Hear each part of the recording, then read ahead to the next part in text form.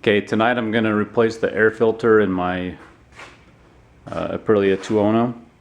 It's a pretty simple mod. I know a lot of people do it to gain a little bit of performance, just to put a better air filter in.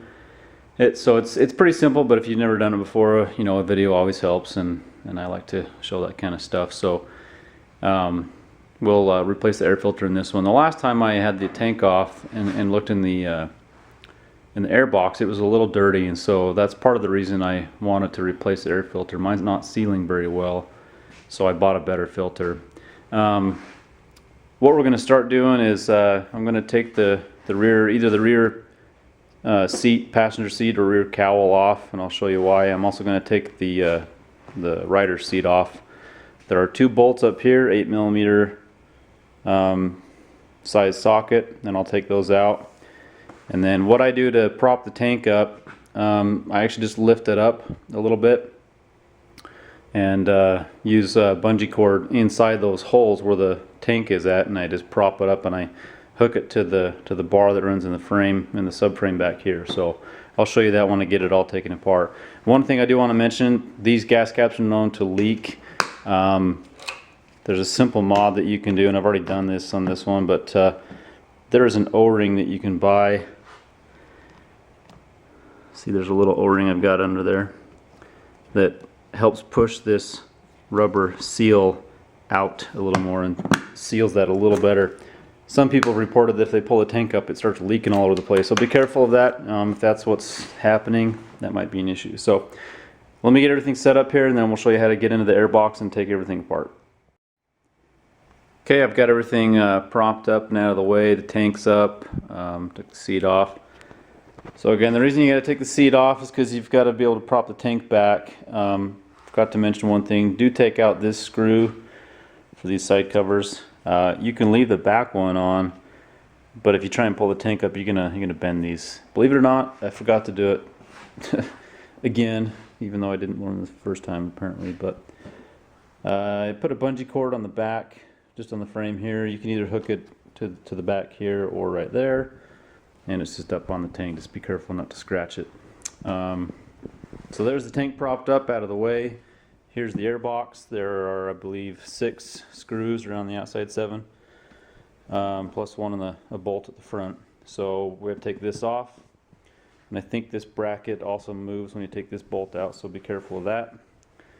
So we'll take that cover off, and that'll show us our air filter. Okay, here's the air filter. There's a little plastic cover that holds it down. 2 screws right here. By the way, you don't have to take that bolt out. That's for the bottom base. Take that cover off. So you'll have your 7 screws in that cover. So there's the air filter that comes out. For 6,000 miles, that's not too bad. I don't think I've ever cleaned it. The thing that worried me though was, you know, down here in my throttle bodies and whatnot.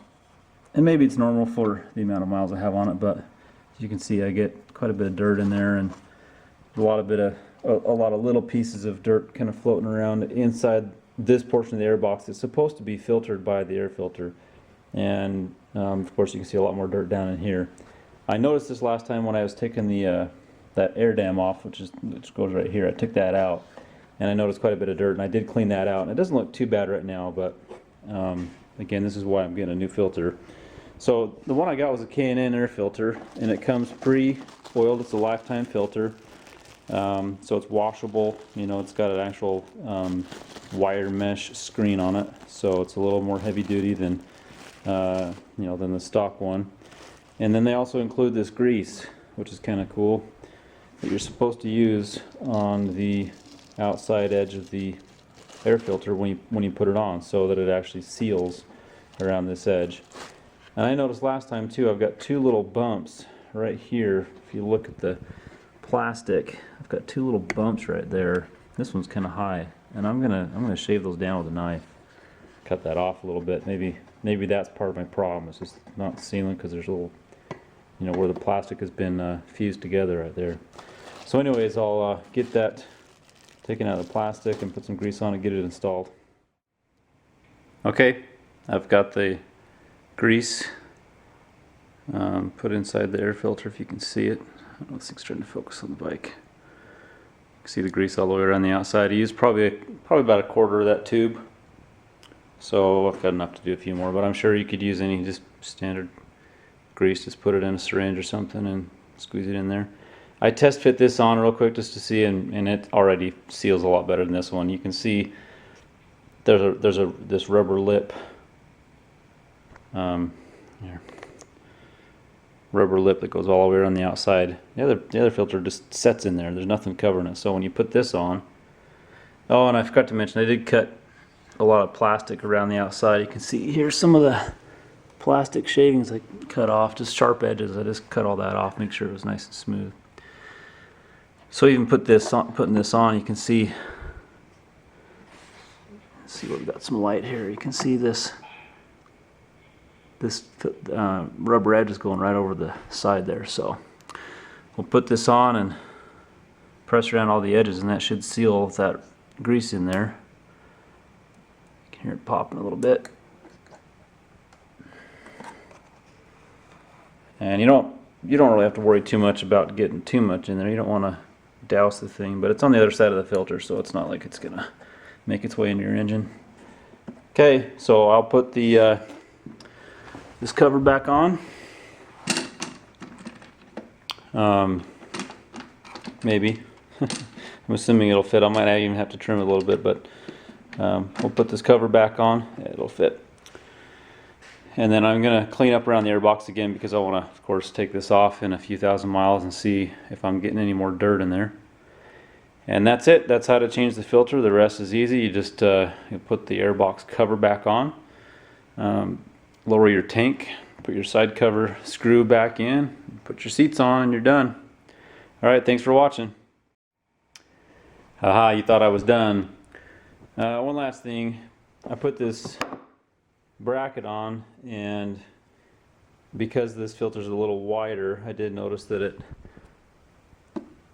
likes to pop back up. It doesn't quite fit over that edge. Also, this filter, if you can see, it's really close to the edge of the airbox cover, both sides. But it is rubber, and I looked at it, and you can get past that. So I test fit this cover. Excuse me one moment here. So I'll get it set in place, and then I made sure that when I pushed down on it, I'd feel that bracket snap back into place, and then it's sealed.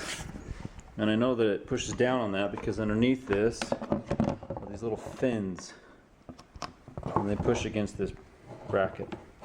So I think it'll be okay. I'm not gonna have to trim anything. I guess if you wanted to, you could trim, you know, this corner off of the bracket, but you know, then you don't really have anything pushing down on your filter. I mean, you do, but it wouldn't be holding it down.